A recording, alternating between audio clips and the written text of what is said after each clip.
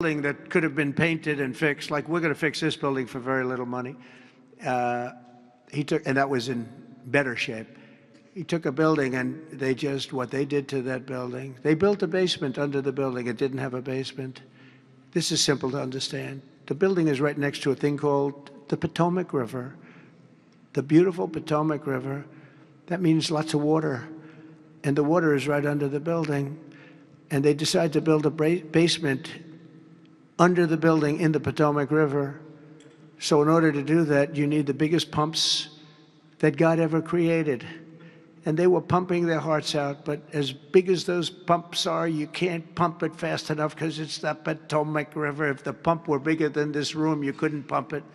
But they tried, and they've been building a basement. And I said, why did you want to build a basement? I thought it would be a good idea, sir. A basement is the least valuable floor in a building. I know a lot about real estate. The least valuable thing is the basement.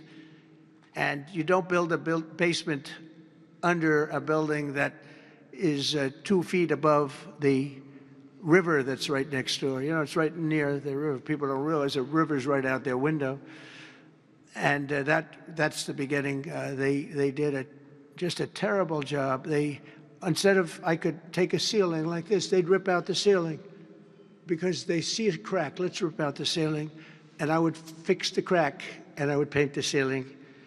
And under the ceiling, they put the most incredible protective material. They go out by 3/4 inch, brand new, gorgeous 3/4 inch plywood and sheetrock, hardened sheetrock. And they had it all over the building. So if a little piece of flake came down, but the problem is when they took the ceiling down and it would hit, they spent millions of dollars on protective material that you didn't have to spend anything. He could have done that job for $25 million, and they spent $3.1 billion. He said 2.7, but it's really 3.1. They just don't want to include one of the buildings in the deal. But it's going to be much more than that. And I think he'll be long gone by the time it finishes because they've got a long way to go. And then I hear they want to hire 3,000 economists. What are they going to do? And he got it all wrong. He's too late. We call him Jerome Too Late Pal. It will live with him forever. I believe that name will live with him forever, along with the name Pocahontas and some of the others. He worked closely with Pocahontas, by the way. She's another beauty. But we have a real problem there. They're way over budget, and they did a job that shouldn't have been done. It was unnecessary to be done.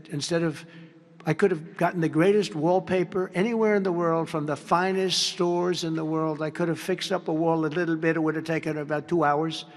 And covered it with the most magnificent silk and most magnificent paper for thousands of dollars as opposed to tens of millions of dollars. What a shame it is that they did.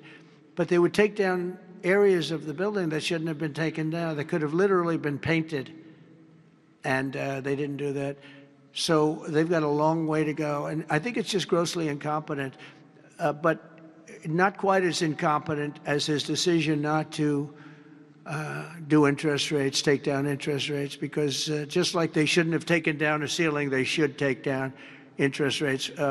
Every point costs us $360 billion a year. Think of that, $360 billion for 1 point. And we should be down at 1% because we're the leader of the world. We were always the lowest interest rate until like a certain time ago, decade, couple.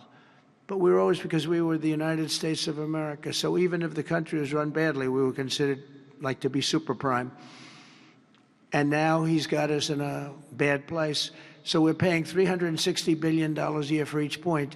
Now, I believe we should be 3 or 4 points lower. So that's over $1 trillion we pay every year in interest. And it's really just a paper calculation.